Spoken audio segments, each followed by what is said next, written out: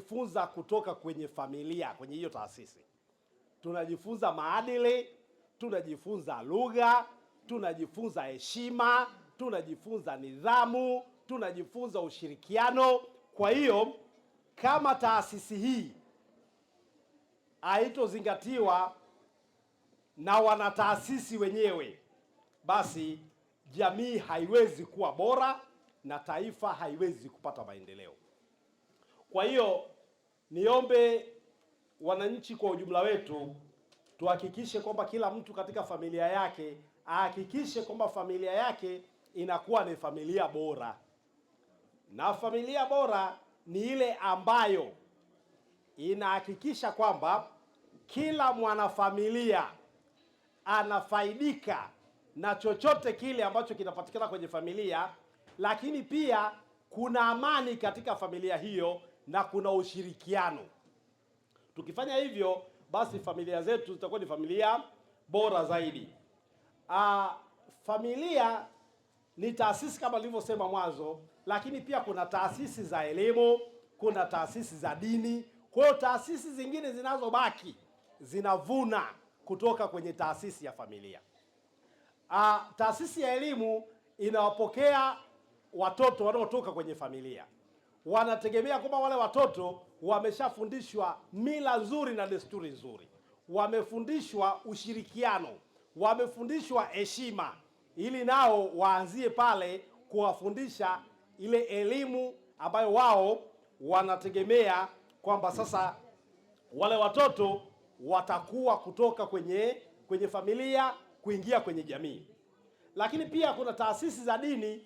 Taasisi za dini pia zinategemea taasisi ya familia, pale ambapo taasisi za dini zinatuambia kwamba lazima tuwe ni watu wazuri, watu ambao tunamcha Mungu, watu ambao tuna upendo. Basi hayo hayawezekani kama taasisi ya familia haikuweka msingi imara. Kwa hiyo nisisitize kwamba taasisi bora ambayo inategemewa na taasisi zote za baadaye ni taasisi ya familia. Kwa hiyo kama familia tuwekeze kwenye familia zetu, lakini pia jamii tuhakikishe kwamba kila familia inakuwa ni familia bora, na watoto wanaotoka kwenye familia ile ni kama vile chakula bora kinachotoka katika jiko bora na mpishi bora. Kwa hiyo ikiwa hivyo, basi jamii yetu itakuwa salama. Kwenye taasisi hii tunafundishwa maadili, tunafundishwa upendo, tunafundishwa mshikamano, tunafundishwa uwajibikaji, lakini pia tunafundishwa heshima. Kwa hiyo unapokuwa kwenye familia yako, hakikisha kwamba familia yako inakuwa na vitu hivyo vya msingi kabla watoto kutoka kwenye familia ile hawajajiunga au hawajahusiana na taasisi zingine. Familia bora ni ile ambayo watoto wana maadili, vijana wana nidhamu,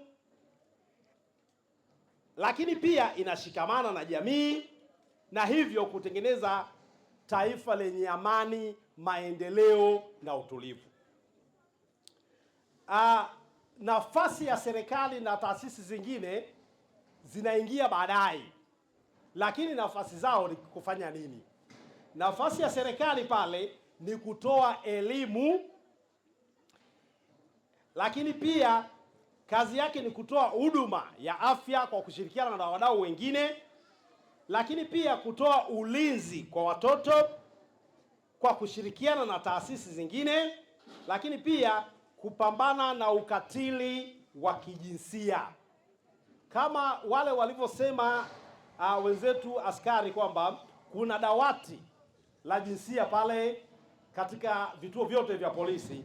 Basi hilo ndio lengo la serikali na ni jukumu la serikali kuhakikisha kwamba ukatili wa kijinsia basi inapungua na ikiwezekana inaisha kabisa, kwa ajili ya kujenga familia imara na familia iliyo bora. Wakati wa kutekeleza haya kuna changamoto mbalimbali. Changamoto tunayoipata ni migogoro kwenye familia. Ndugu zangu wananchi, migogoro hii haitoki mbinguni. Migogoro hii inasababishwa na sisi, na wakati mwingine ni migogoro ambayo ukiangalia vyanzo vyake ni vya kijinga kabisa.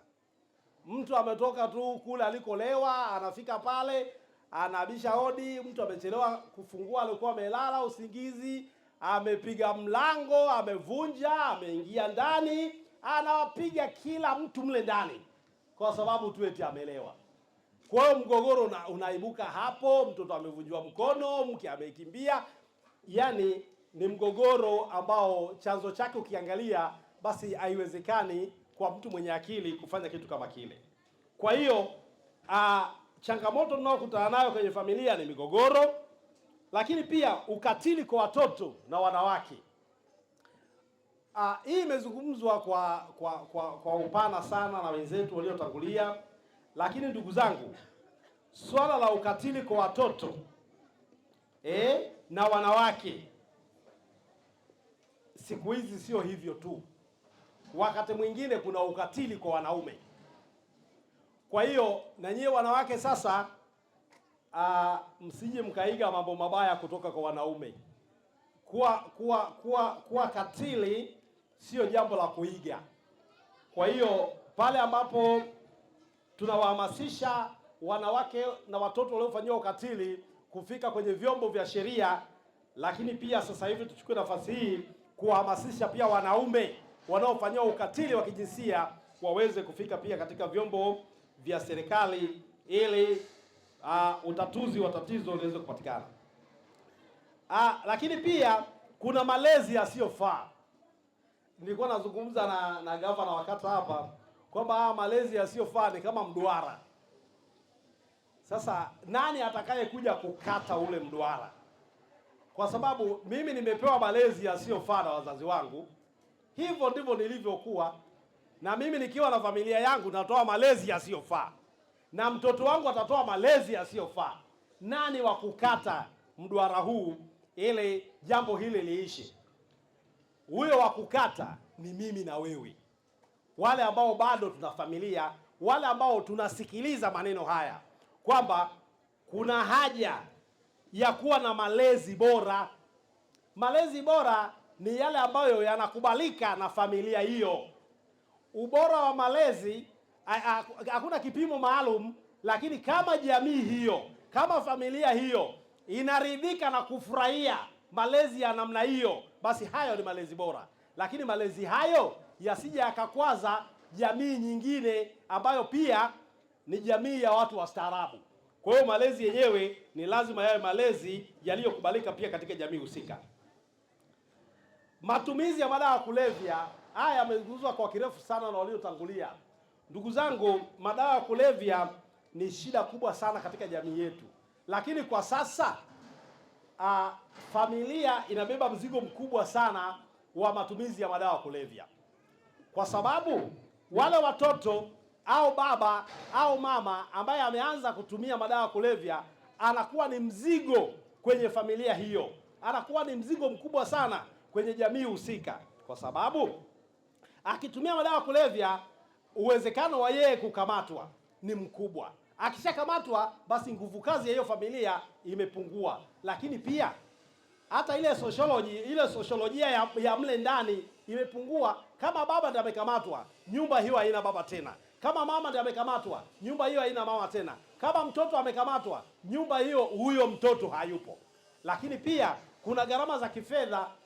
Kwa wakati mwingine unahitajika kufanyia matibabu makubwa sana ambayo inagharimu hela nyingi zaidi, na familia hiyo pia bado inahitaji mambo mengine ya maendeleo. Kwa hiyo ni gharama kubwa sana pale ambapo mwanafamilia anakuwa anatumia madawa ya kulevya.